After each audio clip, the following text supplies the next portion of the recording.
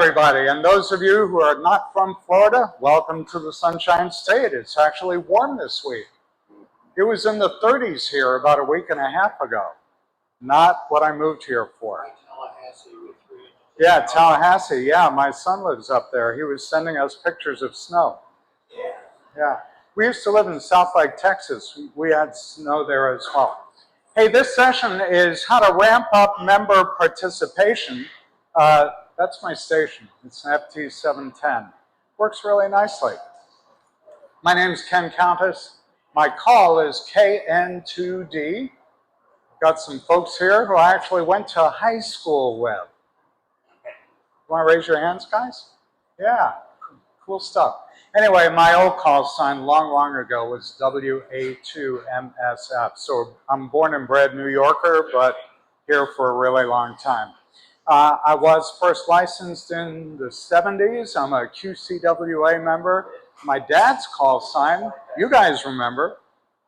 Did he give either of you your tests? No? No, there were plenty of guys around that he did. He was K2BYD, and that's now my son's call sign. So both my wife and my oldest son are hams. And the reason for that is we were living in Dallas in 2001 when 9/11 happened. And when that happened, my wife said, what happens if the cell systems go down? We need to be able to communicate. Smart woman I married. So she got her ticket and my son got his. And so three of the five of us are hams. I love contests. My first one was the Novice Roundup a long time ago. I'm a member of OARC, Orlando Amateur Radio Club, the sponsor and the host of this great event. I'm also a member of Lamar's, which is Lake Monroe Amateur Radio Society. I'm an ARRL member. Any of you in CW Ops? A couple of you? Cool. Let's make sure we work each other. And I recognize WX2R. Yeah, we've worked each other. Who else had their hand up? I think I've worked you too. Very cool.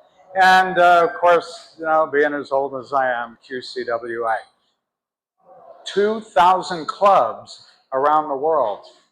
How many of you are members of an active club? Raise your hand. Good. That's why you're here. So how's your club doing?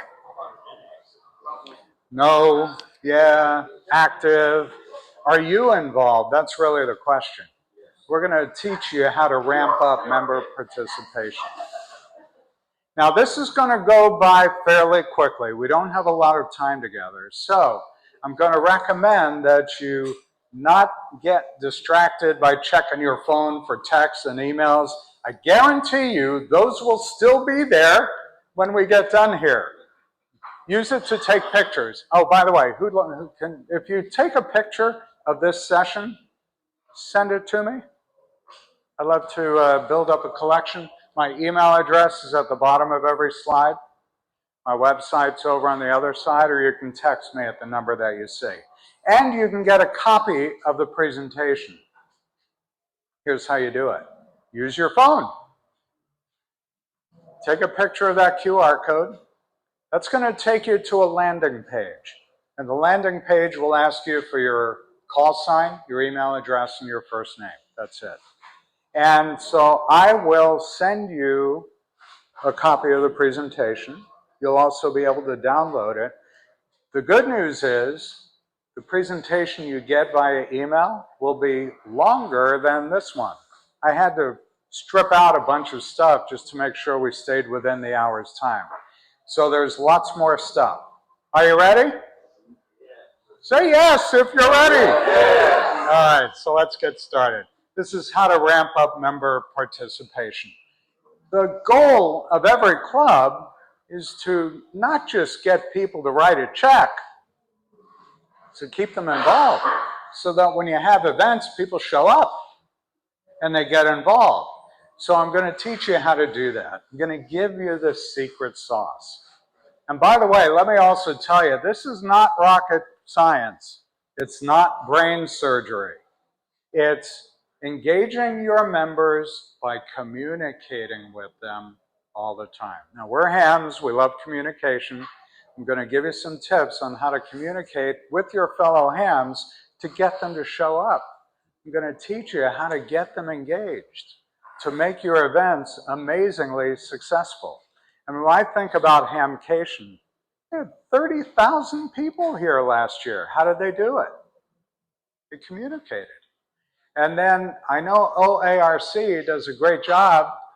Hey, I've known Steve since 8th grade? 9th grade? That's right. And we got 2 other guys here that you know as well. So here's what I'm going to cover. It's how to get your club members more engaged, to have them show up for events, get them to volunteer, because we know that's the lifeblood of good, successful clubs, and how to get them more active on the air and off the air too. And also, we'll talk about strategies for getting the newer members involved and how to get the I was going to say old members, how to get the long-time members more engaged and how to keep them involved and how to get the existing membership, the old-timers and young-timers, to get more people involved in the club. So what I want you to think about is this. Who's currently involved in your club activities? Is it always the same people, month after month after month? And then who do you have in the club that writes the check so they can say, I'm a member, and then not do anything with it? Yeah, it's like ARRL, right? I write the check, I get QST, but that's kind of the extent of it, right? That's not what you want your club to be. Say again? I get the print version. I do look at it online, but I love having the copy in my hands. Quick story. I live in an HOA community, like many people do. And the hurricanes took down my very sophisticated antennas, dipoles. And I was trying to figure out how to get them back up into the trees. Our trees are, 50 or 60 feet high. Now, I hired a handyman who took a softball, and that made it to about 30 feet. I found an air cannon who's in QST, classified ads, the paper copy that I took with me on the airplane. All right, so I want you to take a look at your existing membership and who those people are that show up every time and they get involved in every event.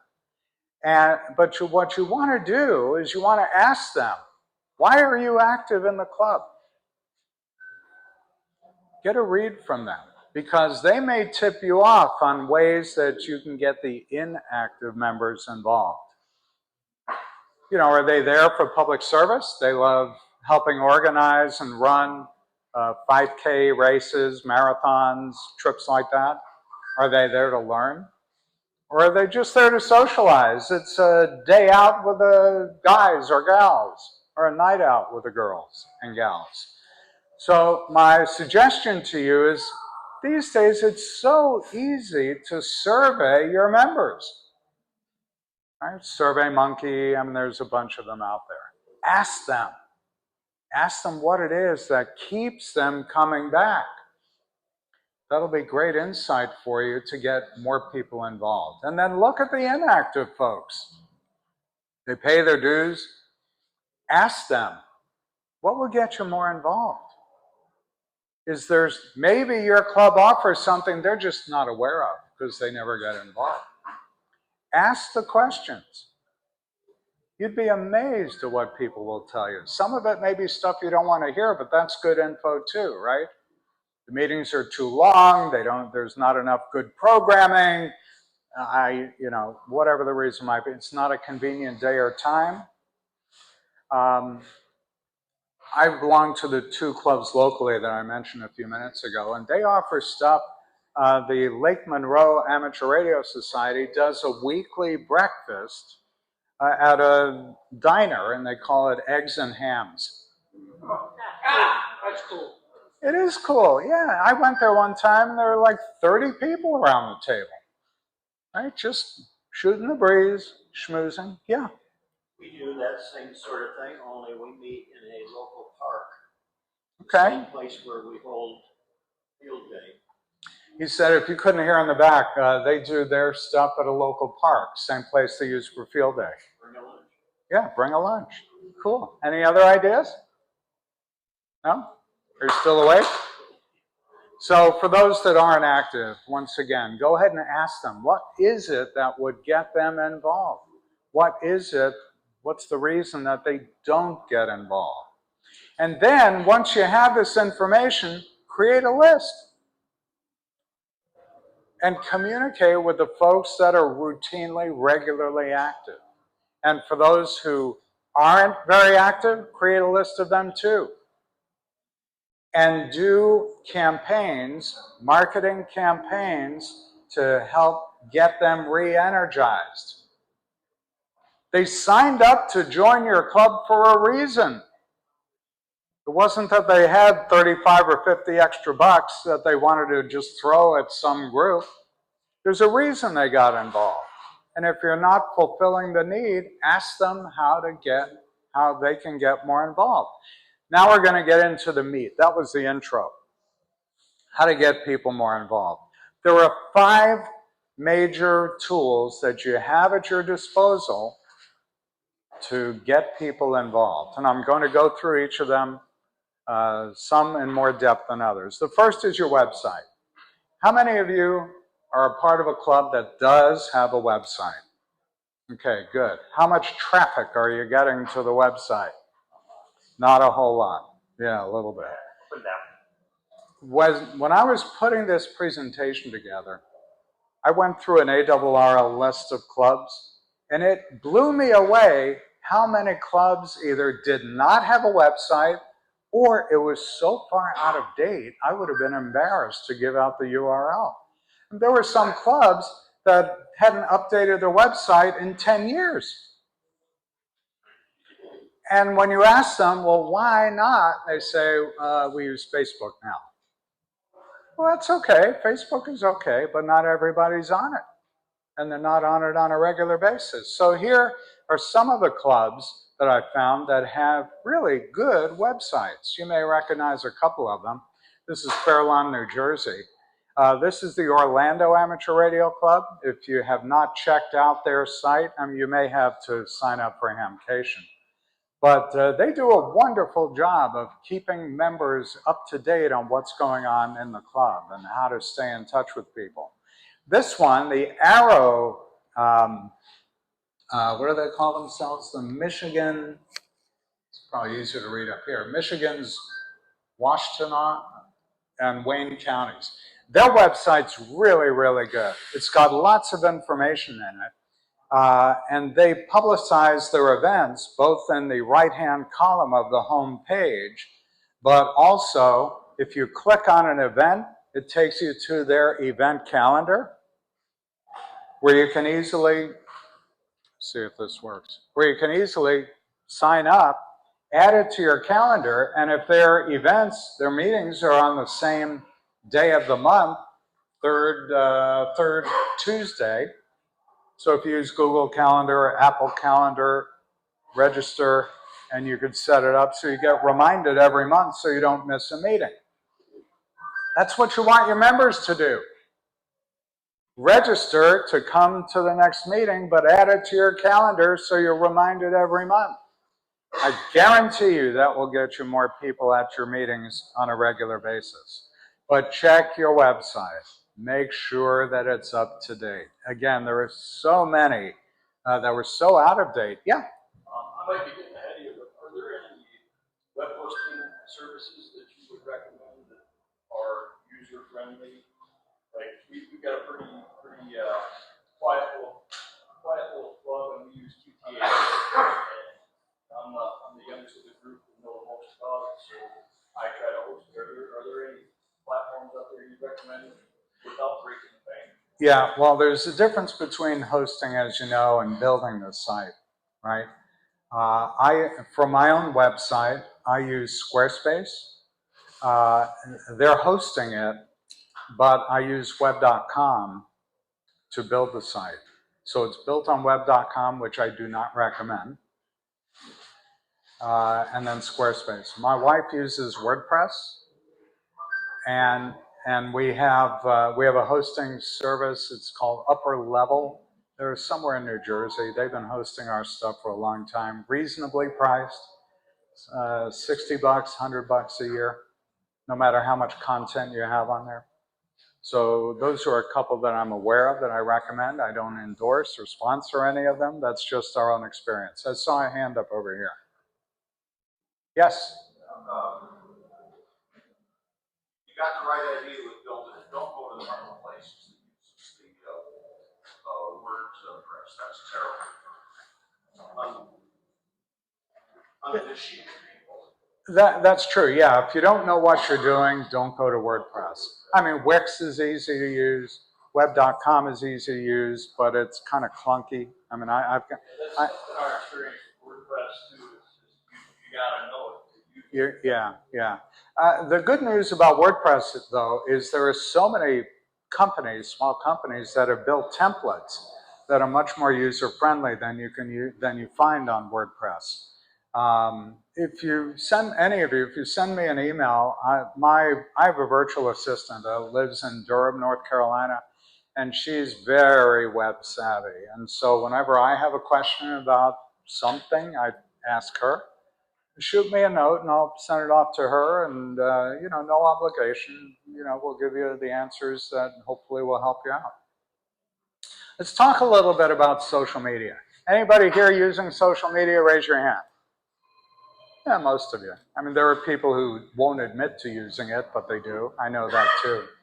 So these are the big five, right? Facebook, Instagram, X, LinkedIn, TikTok. The one that most of us use is Facebook, right? There are people that use the other ones, mostly for stuff outside of ham radio. But if you want to reach the masses within your club, everybody knows Facebook, right? And they may love it or hate it, but they do use it, even if they don't admit to it. So what you want to make sure you do, no matter what social media platform you're using, is complete the profile. Again, and just looking at other clubs around North America that are using social, it was shocking how many clubs had very incomplete profiles. And when the profiles are not complete, it makes you harder to be found. So you make sure you've got the right keywords in there. Stuff it with words that people are looking for you on. It could be as simple as ham radio, SSB, CW, FT8, FT4. Make sure those show up on your Facebook page to make it easy for people to find you. So the way you optimize them, of course, is complete the profile, but make sure your imagery is professional looking as well. Don't use something that you just cobbled together. There are some great tools out there today where if you don't have a professional looking logo for your club, you go to a tool like Canva. Have you heard of Canva? C-A-N-V-A. Cheap, it's free. There's free versions. The pro version is something like $100 a year, but it has a logo builder. It has all sorts of really cool tools. So if you don't have a logo or you don't have a graphic designer as a member of your club, Canva is what I recommend. And make it eye-catching, right? You're looking to attract attention. And make sure you put information in the business description and about areas. Yeah? Facebook page versus Facebook group. The page you own, the group you invite other members to.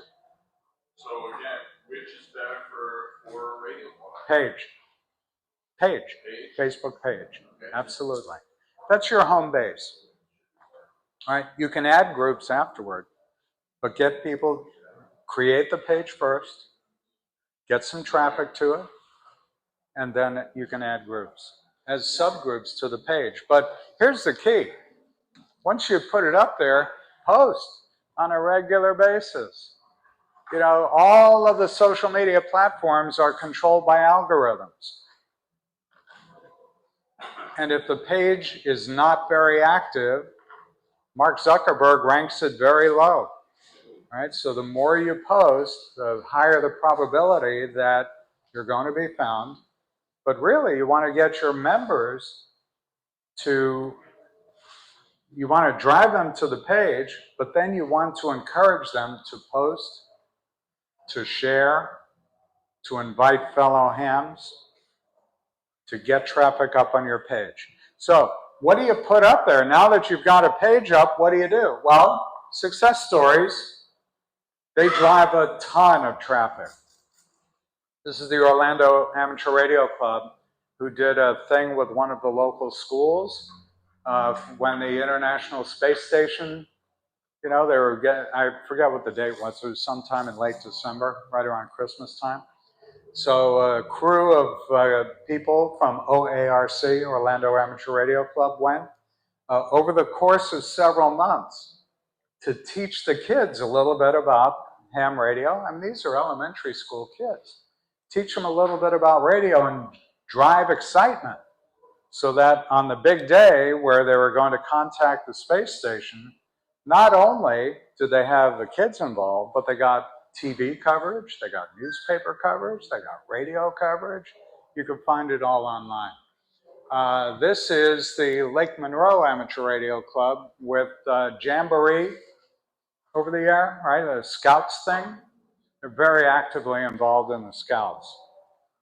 And then this is also in prep for JOTA. These pictures were courtesy of Joe Marsh, KQ4AID, who I'm sure is here at the show. If you see him, say hello. Other things that you could do to get more people engaged, do live Q&A sessions. You know, thankfully, we're pretty much out of the whole pandemic thing, but everybody got accustomed to using Zoom. And so many, many clubs are doing events these days still using Zoom. In fact, the Orlando Amateur Radio Club gets guest speakers in from around the country. And they come in on Zoom and they invite club members. They say, hey, if you can't be here live with us, join us via Zoom. And so there's lots of stuff that they do. They do a Christmas party and they promote the heck out of the party and then post pictures virtually everywhere. This is that Michigan club that I mentioned earlier, where they did I forget exactly what the event was, but they invited people via Zoom. You can see the guy moving around there. And then ARRL, great source of content as well. Link to the ARRL site, add them to your Facebook page. Yeah, hand up in the back. Now that we're post-pandemic, do you think having Zoom meetings is possibly hurting local attendance at the meetings? No, not at all. You know why? People want to get out. And there are people who don't want to be around people, right, live. No, I mean, in the Orlando Club, which has 300 members, we have people signing in via Zoom, but they have the option to show up. But it's a great way to have distant relationships, too, with people and other clubs. Snowbirds that continue to In this area, snowbirds, yeah. We do, for sure, have lots of snowbirds that join the club meetings in July when it's hot as the blazes here, and they're in Maine and Vermont and other places that aren't anywhere near as hot as it is here. It gets pretty brutal here. Yeah? Just to touch on that again, we're a much smaller club, and we're debating on whether we should have Zoom meetings, which allow everybody to attend. And we have a lot of elderly folks who don't get out. Period. Sure. So we say, well, do we do Zoom meetings so they can attend, or do we do non-Zoom meetings, forcing everybody to come together Yeah. so that we build relationships? What I would do, where's your club, by the way? Where are you from? I'm from Jacksonville, Florida. Jacksonville. So what I would recommend you do is a survey of your club. Ask them, would you prefer Zoom meetings? Would you prefer in person? Do you care? They'll tell you. You know, it's funny. I've been a marketing guy for a long time, 40-something years. And one of the premises of good marketing is knowing your audience. Just ask them. They'll tell you. Yes? Just a comment on Zoom. 20 years, my minister in my church has been using Zoom. Plant on site meetings. It's one of the most successful things we ever did. And our members are not nailed down. They travel and come in by Zoom. It keeps the membership active when they're not around. So your choice, they have a choice. Absolutely. Your situations, they have a choice. Absolutely. It is the main reason we have the membership we've got. Thanks. Good. Thanks for that. Yes? Our club's experimenting with Zoom, Google Meet, Microsoft Teams. And one of the things we're finding is make sure that somebody can call in on a phone and just sit there on their phone. You can't get it through the internet, make sure at least they can call in. That's true. Yeah. How are you finding Teams working out? We did a meeting last night and 15 people there, which is normally which opens sometimes. We're in Pennsylvania. Our clubhouse is buried in snow, so we do the winter months by electronic. Yeah, it's a great option. And Teams is working okay. Yeah, these virtual options work well. Yes? Yeah, I belong to several clubs, and a lot of them, it's the wheelchair walker setting. Uh-huh. I'm in South Florida. Right. South of Lake Okeechobee, volunteerism is very low. Sure. But two of those clubs do hybrid meetings. They meet in person, but they also have it on Zoom. Mm-hmm. And it works very well. So many people are snowbirds, as we mentioned before, and they come to the meeting. Some people are on vacation, or we had one of the clubs, the treasurer who likes to travel. He came in from Japan. That was like 1 in the morning, or whatever. But he got on and was there for the meeting. So, blending the two, I think, is the best way because it gives people an option. And if you're sick, some people have been not felt well, so I wouldn't go to meetings, but I can Zoom in. Yeah, it's hard to have an excuse not to show up when you have the virtual And it's option. also good because we got some people from like DX Engineering, Professor DX Engineering. Sure. They came in and were presenting via Zoom. Yeah, the Orlando Club had somebody from, actually they had Bob Heil before he passed, and he joined us via Zoom. It was amazing. Yes, sir. Follow. Send your agenda out weekly from all of your members so that they know what the agenda topics are going to be, and then it's scheduled for a time on Zoom. Hey, while I'm thinking about it, I passed around these cards early before everybody showed up. If you take a card, the QR code that's on there will get you to the same place that I showed on screen. So at your convenience, you can go ahead and snap that, on your phone or on your laptop. Why are they asking for a credit card? They don't ask you for a credit card. They actually did, I just tried it. Well, it shouldn't be. That's it. No, that's if you sign up for Constant Contact. This is not a sales pitch. That QR code should take you just to a page that asks you for your ham call sign, your name, and an email address. But send me an email and I'll send you the presentation. I'm not looking to sell anything. Yeah. So our club uses Microsoft Teams, and we just found out that Microsoft 365, they have it's free for non-costs. Our club is a 501c3. Good.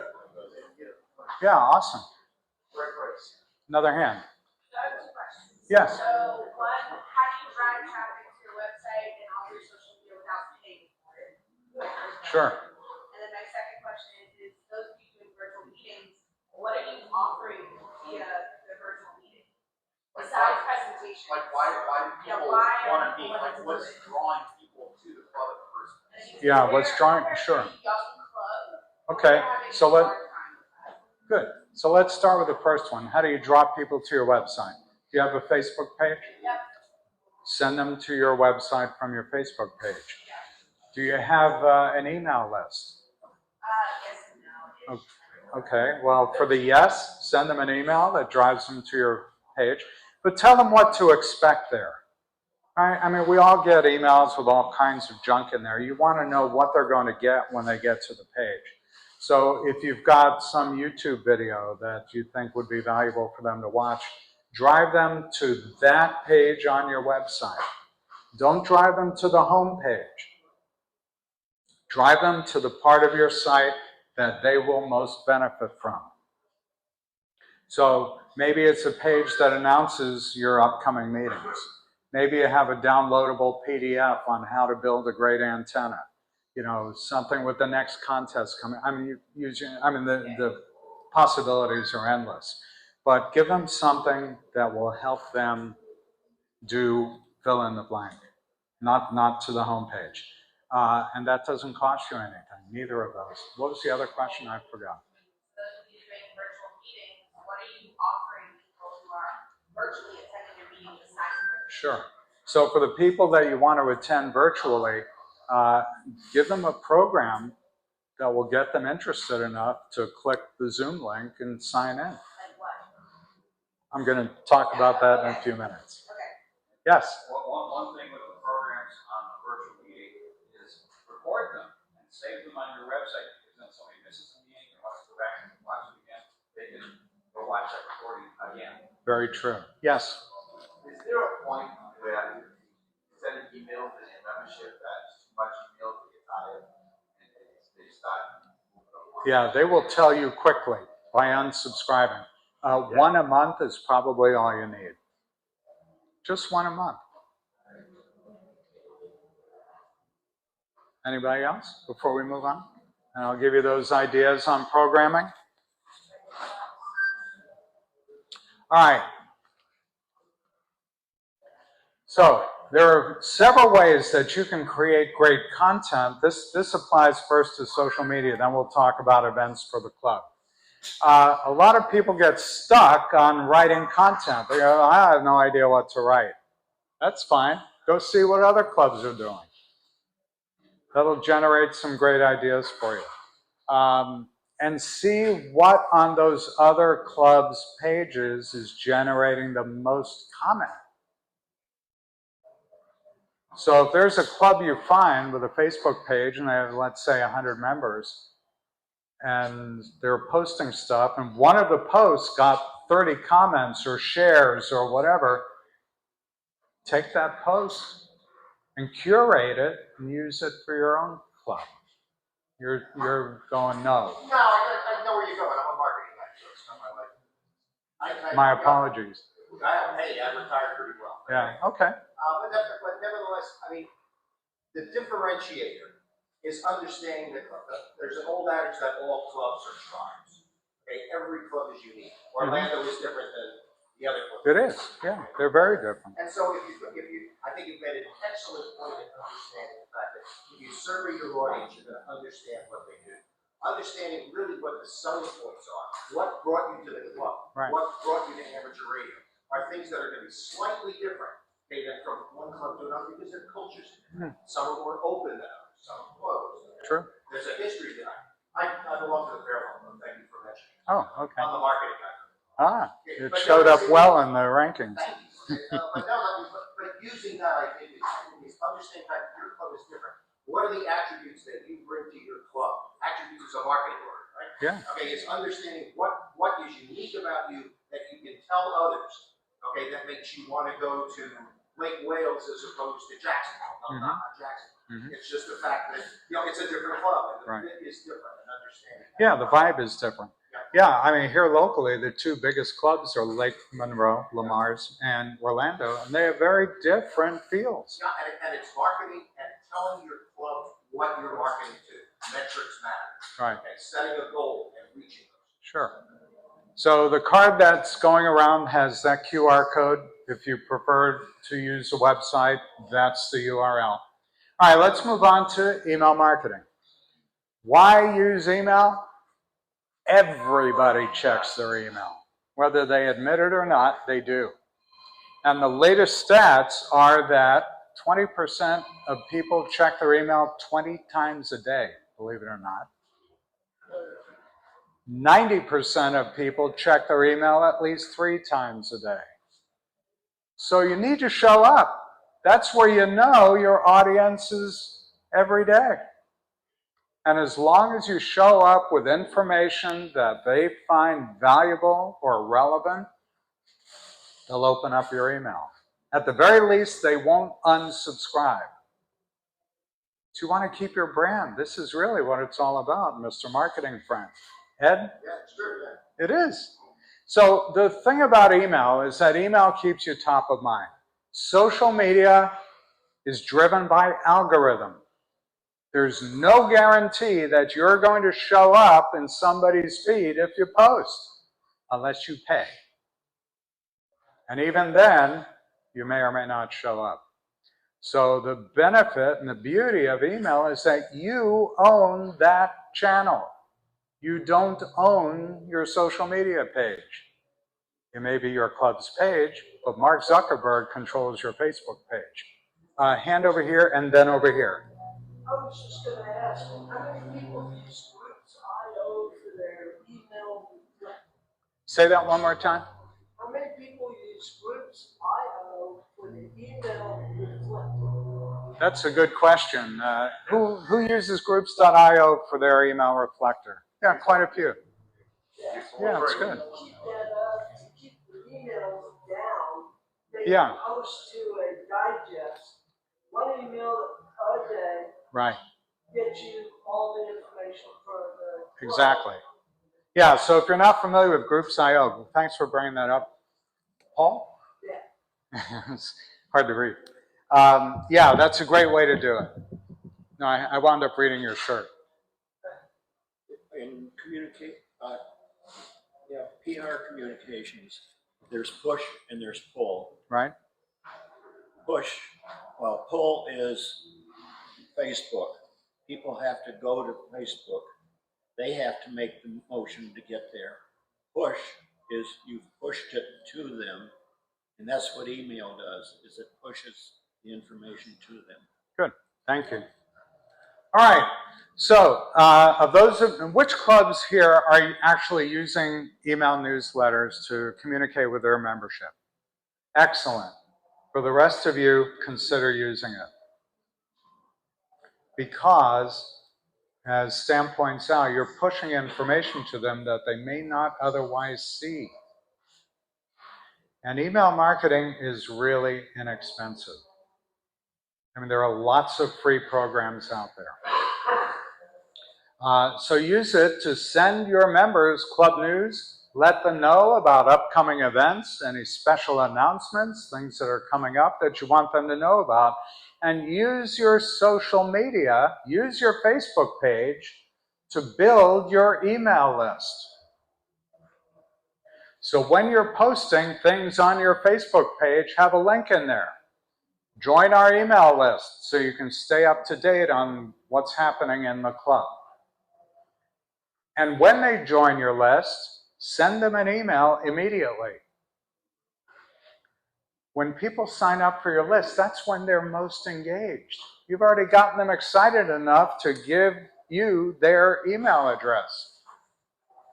So give them some sort of a bonus. Downloadable PDF, something. Use your imagination, but welcome them to the club and then stay in touch with them and ask them how often they would enjoy getting an email from you. Once again, it's communication. It's not one way. Make it two-way. Ask them, and they'll respond, and they'll give you some clues on how to get them to stay involved beyond writing that initial check. Hand in the back. Jacksonville man. Thank you. So what program do you use then to set the subscription and then to send the auto reply? That doesn't sound like Outlook to me. No, it's not. There are many out there. I use Constant Contact. I'm their top trainer. But Constant Contact, MailChimp, MyEmma, I mean, there's 20 or 30 that are free or close to free that allow you to have somebody sign up for the list and you set up an autoresponder. Right? So instantly or at a time you want, a day, a week, an hour later, sends them an email welcoming them to the club. And then the next email can also be automated. I mean, you don't have to have somebody as a slave to the keyboard, reminding them of upcoming events. The question was asked, well, how often should I send an email? Well, think about your audience. Think about how often they might expect to get one, but let them know how often to expect an email from you. That's the best bet. And again, unless you have an event coming up, once a month is typically adequate. Let's talk about events. This is the driver to get people engaged. The events are going to be the lifeblood of your club. When you download the deck, by the way, when you use that URL, I've got 30 more things there, 30 more events than I will be showing you here. But there are all sorts of things. All of these things are, you know about. I mean, there's no, as I said, it's not rocket science. This isn't brain surgery. But having a list in front of you is a prompt to give you some ideas on how to get more people to show up at your events. There's one group, I have cruises listed here. The local QCWA chapter, Quarter Century Wireless Association. We have a monthly meeting. It's, I think, the second Thursday of the month. One thing they do every year is a cruise down the Intracoastal Waterway. It's not something I'm necessarily interested in doing, but they get a big turnout for that. And again, it's just a day, an afternoon out with a bunch of people who share the same hobby, and you get to know each other a little bit better. Game night, could be poker, could be something else. Or go to a field trip. I was a member when I lived in South Florida, Broward Amateur Radio Club. I know we have a few Broward or past Broward people. There were picnics. I remember one year we went to a local TV station to kind of get behind the scenes and how they put newscasts together. It was really cool. Trivia game, just at your monthly meeting. And this is something you could do via Zoom as well. QSL card night. Anybody here still sending paper QSLs? Yeah, a lot of you are. One of the more recent QCWA meetings here was bring in your QSL cards and DX cards and show them off. It was an amazing meeting. And we had people who brought in cards, Antarctica, Pitcairn Island, other cool DX places, and the stories behind them is what really made it great. There are so many new modes. I mean, for the old timers like me, who when I started, it was CW, AM, and SSB, and that was it. Then there was slow scan TV. Now, of course, we've got FT8, FT4 ready. Put your QSL card on your business card. Yeah, your call sign. Yeah, call sign. Excellent. That's my QSL card. It is? That's Yeah. cool. He has a great call sign, by the way, K2 Ken, K-E-N. I love it. I actually looked up. I was thinking about changing my vanity call sign from KN2D to K2 KEN, and it was taken. Now I know who's got it. Are you willing to sell it? You can't afford me. $35. Yeah. So other things about ham radio. This, again, it's not rocket science. This is stuff you know, right? Volunteer examiners, anybody out here that's a VE? Yeah, a few of you. Your Orlando club, every month before the meeting, they do tests. And they announce at the meeting how many people passed their general or extra. It's really quite cool. And now let's talk about PR. When you're a member of the club and you know what's going on, that's great. But what about everybody else? Well, for your events, your internal events, publicize them early and often. For events that you want the public to know about 6 weeks out is when you should start promoting those events. Not only for the membership, but for local media. There may be events that you want the local TV station to show up at with a camera. OARC does a really great job of that. They had, I mentioned earlier, the ISS contact. I think it was Channel 6 locally, went out there with a camera crew, and you could find it online. I know you can't hear the audio in the back, but this was on CBS Sunday Morning a few years ago, where they interviewed kids who had become hams. It's a cool piece. If you do a YouTube search, you'll find it. But these are some other photos I found online from clubs that are promoting their events. So there's somebody, QRP.com, North Escambia. Not sure where that is. I know it's somewhere in the south. Cherokee Amateur Radio Club with an antenna build. Yes. We did Aris about 10 years ago. We got the local, this is West Palm Beach, Florida, NBC station to do a personal TV on that, and they interviewed me. And WPTV. televised the actual event. Yeah. Yeah. Service. They're all hungry for content. Especially with their kids. Especially with their kids, yeah. Yeah, I mean, you know, in today's world, there's so much content out there, but we need to generate it. And reporters are always looking for that good story. When I worked at Motorola in West Palm Beach, Boynton Beach, I should say, the Palm Beach Post would cover everything that Motorola did, everything. And there was one guy, I don't know if he's still there, but he would call me all the time looking for a hot tip, you know, with some story. I'd say, Steve, why do you call me all the time? He said, I'll tell you why. I want to win a Pulitzer Prize one day. And I never know what story is going to do it. So I'm going to cover everything I can about your company. It's the motivation of a journalist, right? Be recognized. So feed them, get friendly with your local media outlets, newspaper, radio, TV, and invite them to a club meeting, especially when you know you're going to have a good program. And you'll be surprised, maybe not so surprised, when your club's events show up in local TV. So use visual stuff as much as you possibly can.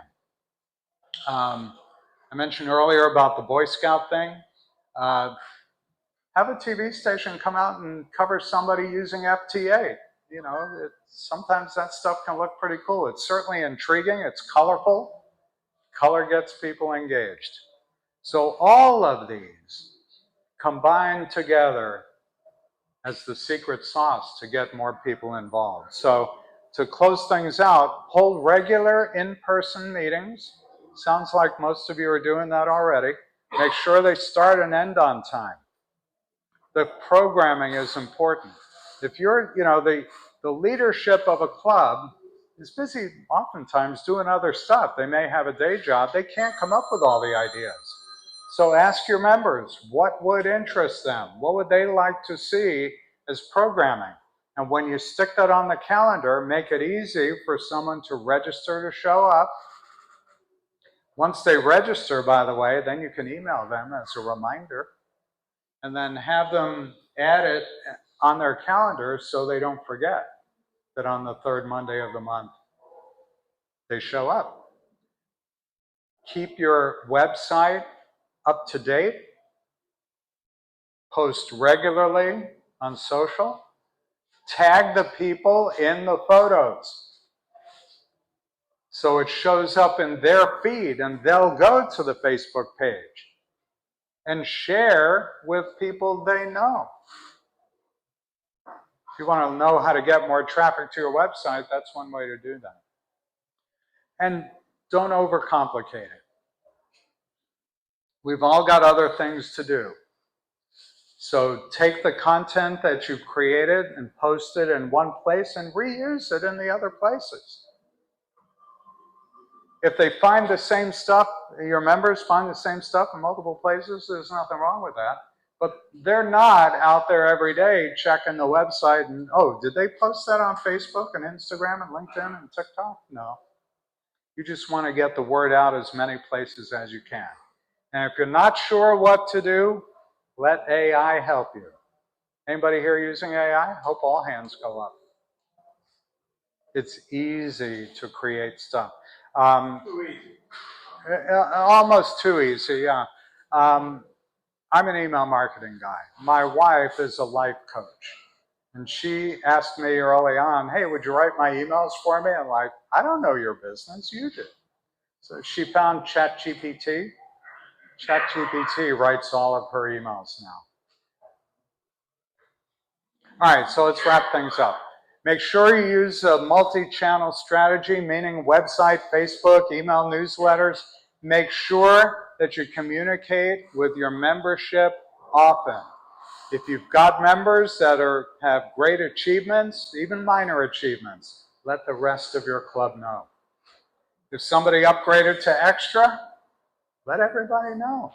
If 8 people passed a test in the last month, let your members know. If you have a picnic coming up, let them know well in advance. Now, when it comes to your board,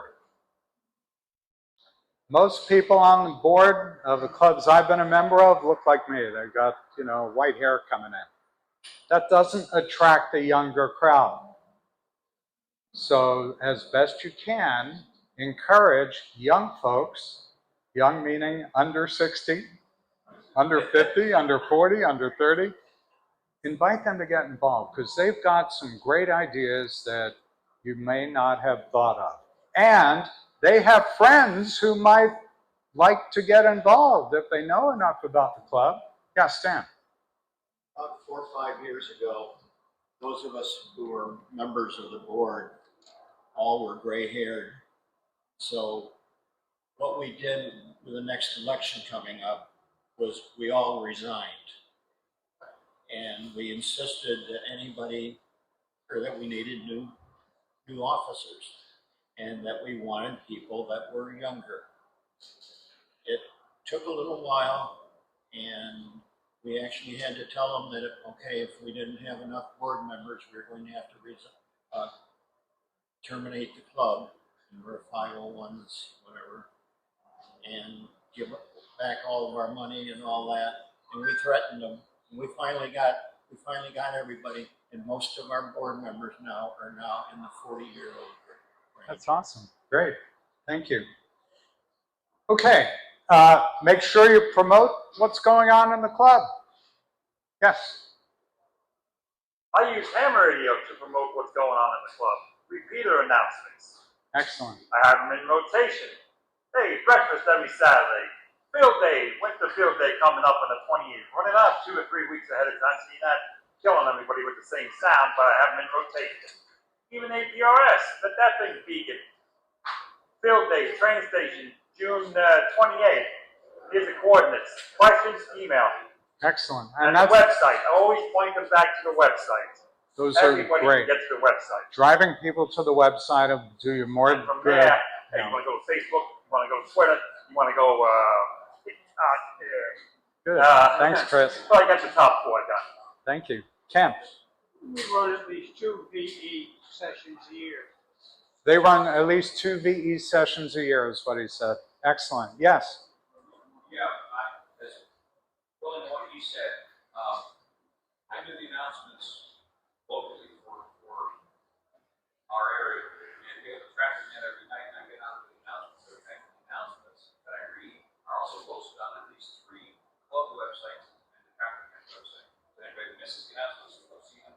Scheduled meetings, what's going on, stuff that's coming up in the future, like Hamcation, been on there for like a month, there's upcoming events, so they can see what's going on. They know what meetings are happening on what day. Excellent. Thank you for that. All right. So encourage your members to bring guests. Invite the newly licensed folks. I see your hand. I'll get to you in just a minute. I just want to make sure we end on time. Because it's starting to get warm, and I know everybody wants to get back into the AC. Mail your newsletter to area hams with a special invitation to future meeting. You can go on various websites and put in a zip code, for instance, and it'll show you all the hams in that zip code. And then you could do a lookup and get their email addresses. They're all on qrz.com. One other thing I recommend you do. If you don't have a PIO, not a PIA, PIO, Public Information Officer, That could be somebody that's charged with making sure that the communication happens on a regular basis. And make your club easy to do business with. I know lots of clubs don't allow people to become members unless they write a check and send it in. That's called friction. Friction meaning you make it too tough to join. Get them to pay via Zelle or Venmo or some other electronic way.